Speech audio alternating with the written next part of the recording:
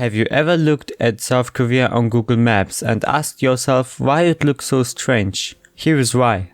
If you ever go on vacation to South Korea, do yourself a favor.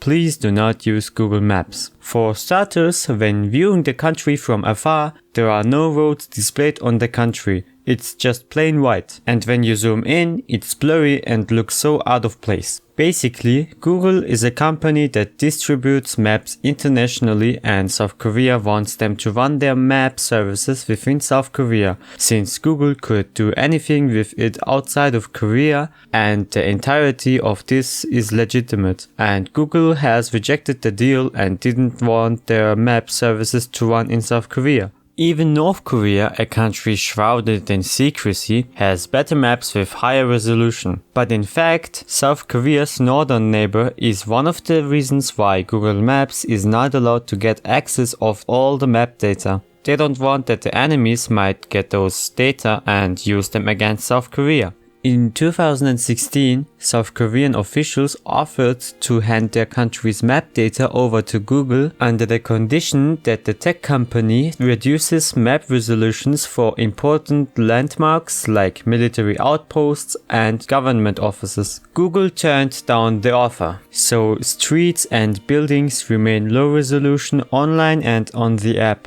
Google says, I will neither run my map services within your borders nor censor everything that you want to have censored. Long story short, Google stores its maps on foreign servers and therefore has not been allowed access to South Korea's map data. I guess South Korea just doesn't trust Google, and Google doesn't want South Korea to have control over their maps. And the big problem for tourists, however, is that they cannot plan a route in South Korea with Google Maps. Google Maps neither shows a good route, nor does it say how long it could take, regardless of whether you are on foot, by bike or by car. At this point, it would be recommended to use Naver or Kakao Maps in South Korea. These two Korean tech giants have been successful in pushing Google and Apple out of the mapping industry in South Korea because they use government map data that is stored domestically and obscures sensitive locations. Both companies are among the largest in South Korea. Naver also includes community services such as blogs and cafes,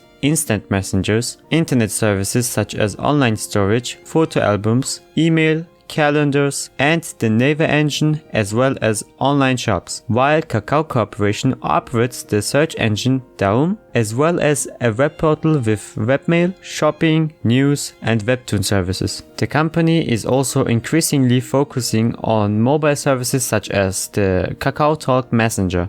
As you can see here, the dispute with Google is actually better for South Korea because in this case, the Korean companies come to the fore. And at this point, I will say goodbye in Korean as always. Damet to ba!